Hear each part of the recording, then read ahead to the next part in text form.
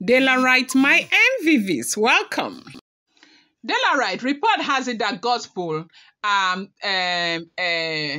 secretly visited, a native doctor, and before the oath, they said something happened that the oracle backfired and pot broke into pieces before Ooni of Ife and Ijebu elders.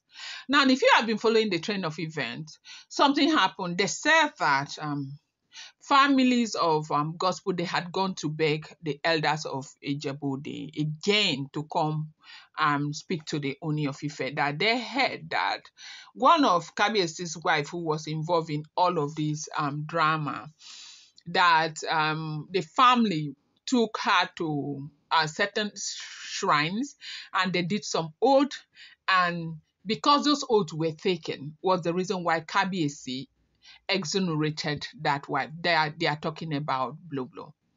That the reason why Kabiesi is still insisting on removing immunity from gospel is because they have not begged enough and they have not done the needful. That they needed to do the needful, and they said that was how they pool resources. Elders came to the palace. They came with some ode, a very common ode in Ijebu that everybody, even Kabiesi, knows about.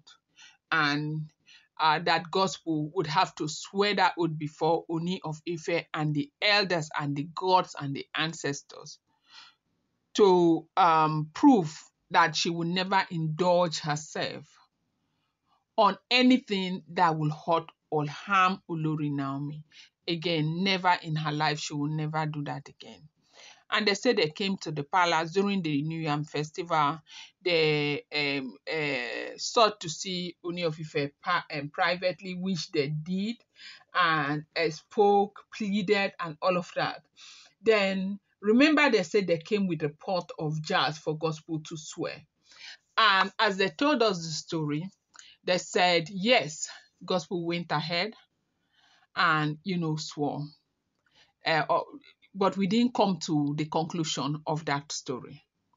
Now, those who were there inside, they leaked this information that, yes, gospel went ahead and swore that oath, but something happened. That there was a small pot that was looking like a kettle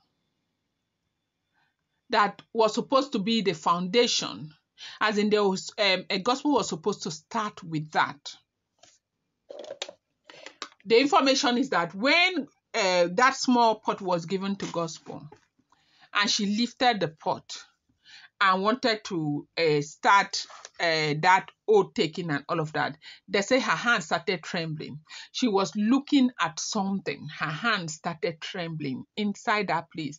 Her hands were trembling, and that was how that pot fell down and broke. So as we are here thinking that oath thing from her people, that is the Ijebu people, that she did it, she took that oath, they say she did not take it. That once that small pot broke, that was the end of the oath. They did not, because there was nothing they could do. They said Kabiesi was looking at them, they were looking at gospel. And Ifa said that, in fact, her own people had already started suspecting that that thing she saw that made her to start trembling may have been, Ogunjai.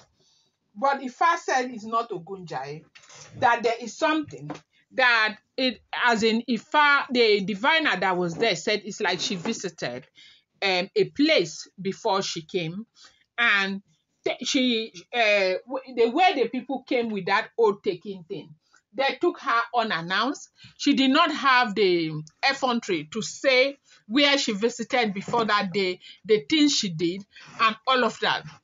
So in taking that oath, they said it was fear in her mind, the fear of what could be, maybe because of something that they gave to her that she was holding, and the fact that she has not been able to reveal that before going to stand before the elders, Ooni of Ife, and her own people to take the oath. They say it was that fear that made her tremble.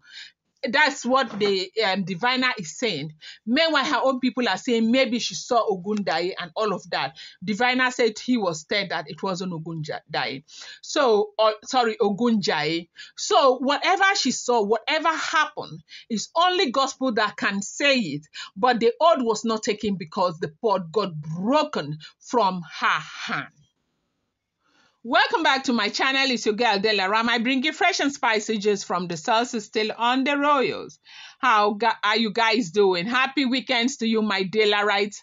Thank you so much, my people. You know that I can never, ever, ever finish my video without saying thank you, because you guys mean a lot to me. So to some people, you might be bored with this, my thank you. It's because of how I feel and how much I appreciate each and every one of you. Thank you so much.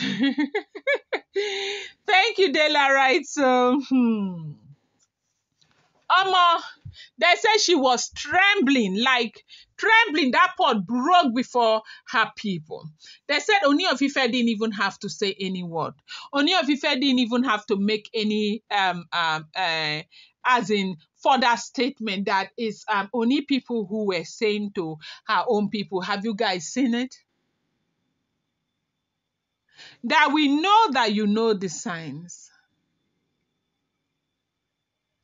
We know that you know what has just happened. Have you seen what we are talking about? Even with this tension, even with this fear in this palace. If this could still be happening in the palace, what do you expect will happen? Because a lot of you have been saying the leave immunity. That the palace will never be healed. Of its brokenness should immunity not be taken away. And if immunity is not taken away, there will be no lesson to be learned. That for the Oloris who are in the palace and the Oloris who are yet to come into the palace, it is so much for them to learn. They need to learn. They need to know that what is given to you is a privilege. It could be taken anytime.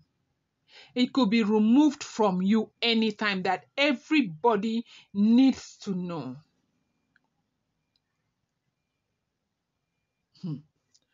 It's not a small thing that happened in that palace, so as we are here in Dela. It is not a small thing at all. Right in front of her own people. A lot of people are saying maybe Kabiyesi knows what happened. That Kabiyesi is too angry with those women. Maybe that happened because of something that Kabiyesi may have done or said or something. You know, he's a living deity and all of that. But the diviner is saying it's her own mind, her own guilt, her own hand that exposed her.